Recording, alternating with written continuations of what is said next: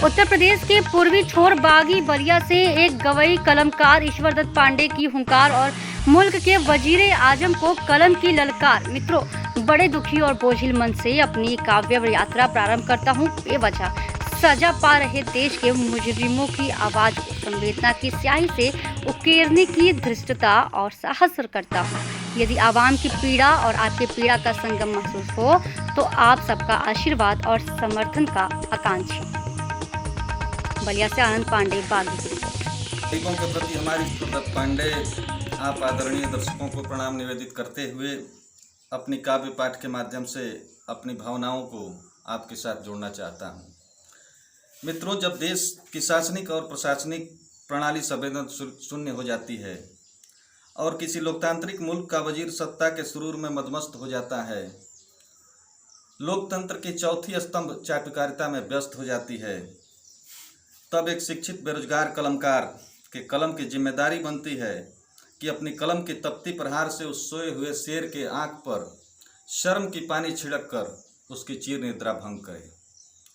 मित्रों, अभी पूरा देश कोरोना जैसी भयानक महामारी से गुजर रहा है।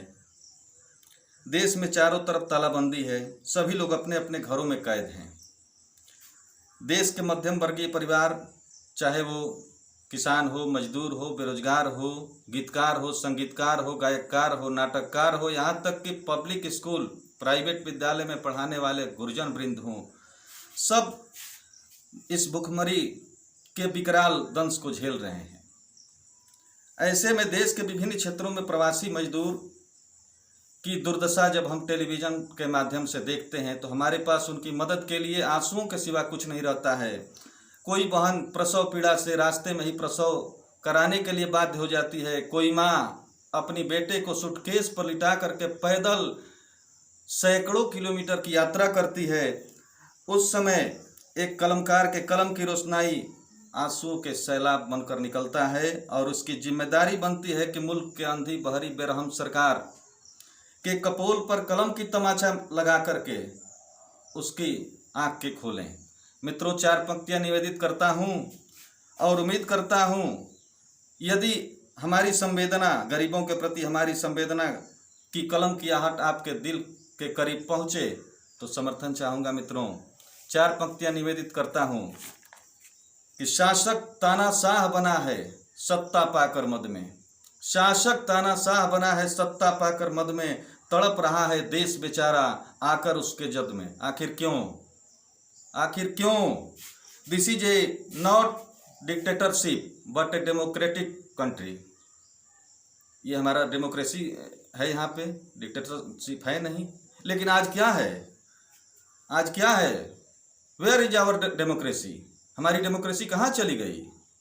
तब कवि को 4 पंक्तियों से अपनी संवेदना को जाहिर करना पड़ा कि शासक तानाशाह बना है सत्ता पाकर मद में, तड़प रहा है देश बेचारा आकर उसके जद में, नहीं दिखता सामने उसको कोई अपने कद में, झूठ मक्कारी ढोंग का चोला पहन खड़ा मदद में।